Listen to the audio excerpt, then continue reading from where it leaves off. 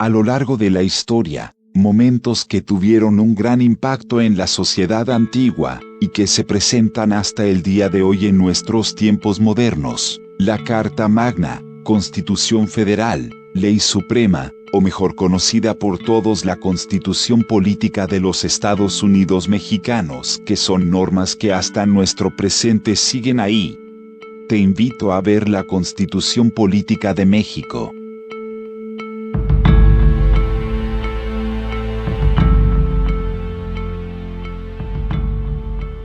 Esta Carta Magna ha gobernado nuestro país por más de un siglo, y aunque a través de los años ha sufrido diferentes modificaciones con el fin de adaptarse a nuestros tiempos, la realidad es que aún desconocemos cierta parte de su historia.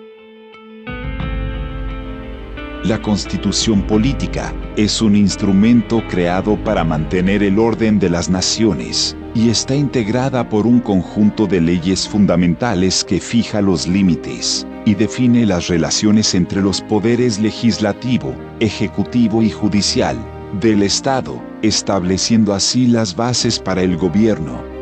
Además, garantiza al pueblo determinados derechos. Esta Ley Suprema del Sistema Jurídico Mexicano fue promulgada el 5 de febrero de 1917 por Venustiano Carranza, en el Teatro de la República de la ciudad de Querétaro. Entró en vigor en mayo de ese mismo año. La Constitución contiene los principios y objetivos de la nación. Establece la existencia de órganos de autoridad, sus facultades y limitaciones, así como los derechos de los individuos y las vías para hacerlos efectivos.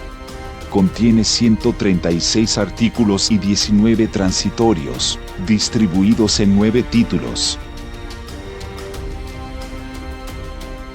El título primero posee 4 capítulos, cada uno de estos expresa diferentes derechos. El capítulo primero se refiere a todos los derechos humanos y sus garantías. El capítulo segundo nos habla de los derechos mexicanos, que se adquiere por nacimiento o por naturalización. El capítulo tercero se refiere a los derechos de los extranjeros. Y el capítulo cuarto, de los derechos hacia los ciudadanos mexicanos. Cada uno de estos capítulos posee sus propios artículos. El título segundo posee tan solo 2 capítulos. El capítulo primero nos habla acerca de la soberanía nacional y de la forma de gobierno. Y el capítulo segundo se refiere a las partes integrantes de la Federación y del territorio nacional.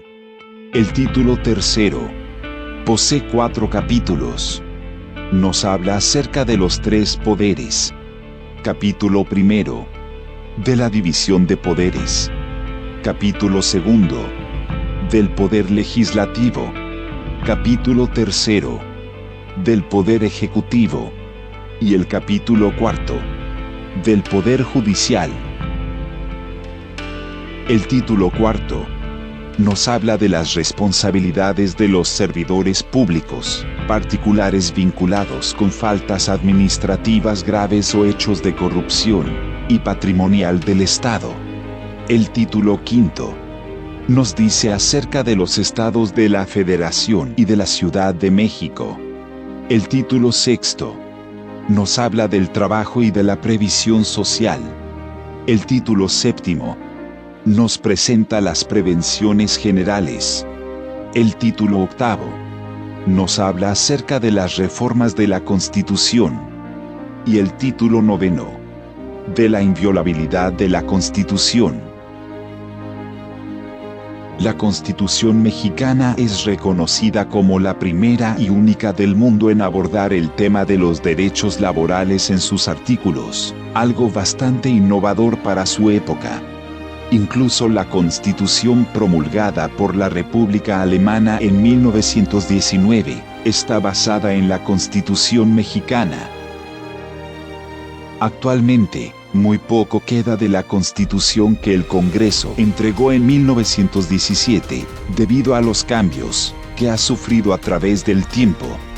Se dice que el documento original tiene cerca de 22.000 palabras, mientras que hoy en día alcanza cerca de 60.000 palabras, es decir, 3 veces más extensa que su predecesora.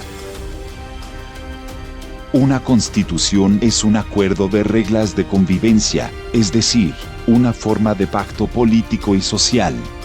Se llama así porque integra, establece, organiza, constituye las normas que rigen a la sociedad de un país. Una constitución viva se construye, funciona y evoluciona por el trabajo de los ciudadanos y de sus representantes. Si no conocemos ni reclamamos nuestros derechos, entonces se puede decir que no hay una constitución viva.